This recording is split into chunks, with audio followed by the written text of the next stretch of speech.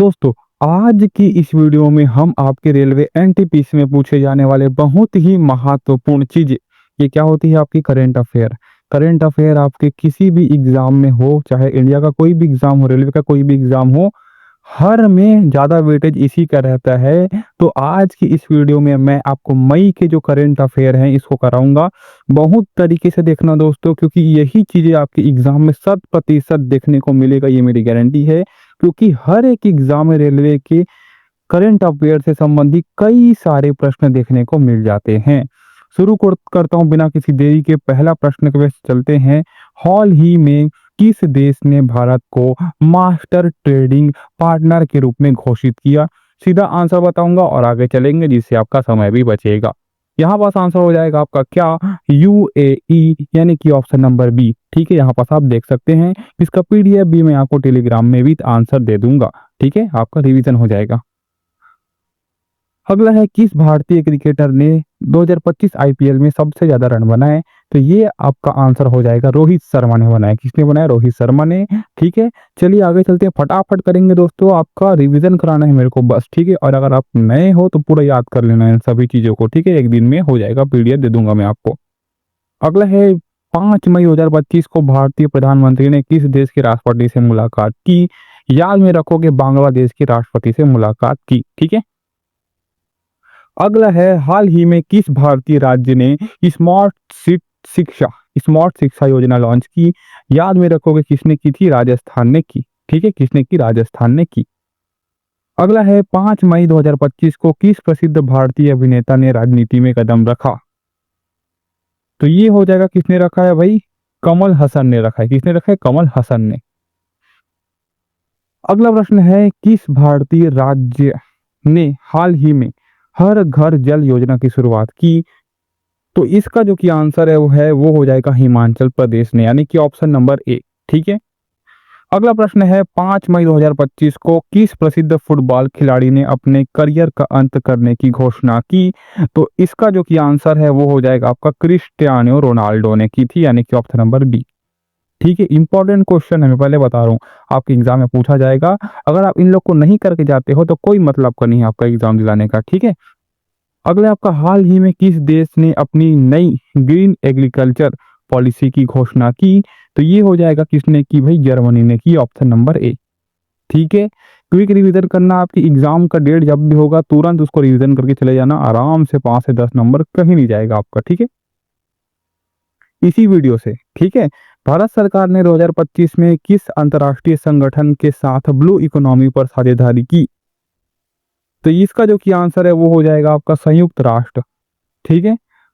अगला प्रश्न है, किस भारतीय राज्य ने हाल ही में उद्यमिता और रोजगार नीति लॉन्च की? तो ये हो जाएगा आपका गुजरात ने की। ठीक है। अगला है, किसी सरकारी कर्मचारी को कोई कार्यवाही को रोकने के लिए जिसे उसे करने का अधिकार नहीं है, निम्नलिखित में से कौन सा रिट जारी किया जाता है? तो जारी किया जाता है आपका अधिकार परीक्षा। ठीक है, ऑप्शन नंबर डी। अगला है, निम्नलिखित में से कौन सा अध्यादेश किसी निजी व्यक्ति के विरुद्ध जारी किया जा सकता है? तो ये हो जाएगा आपका केवल दूसरा।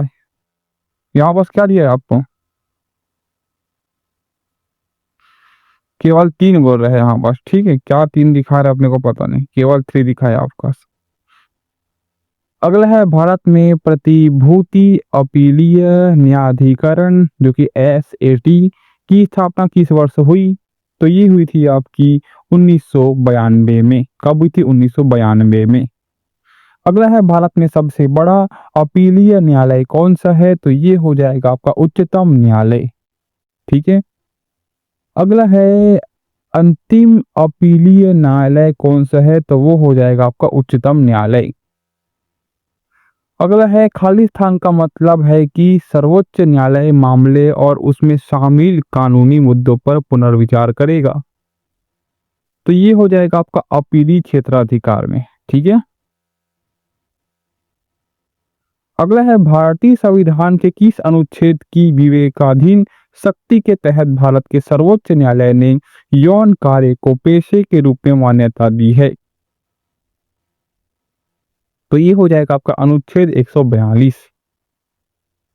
अगला प्रश्न है, सर्वोच्च न्यायालय ने मई 2023 में कहा कि वह खाली स्थान के तहत अपने विवेकाधिकार का प्रयोग करके अपूर्ण रूप से टूट चुके विवाह या जिसमें सुधार की कोई संभावना न हो को आधार मानते हुए विवाह विच्छेद का निर्णय दे सकता है।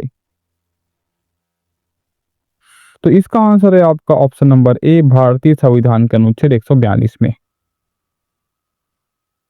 अगला है, भारतीय संविधान का अनुच्छेद 143 निम्नलिखित में से किससे संबंधित है? तो ये आपसे संबंधित है आपका किससे?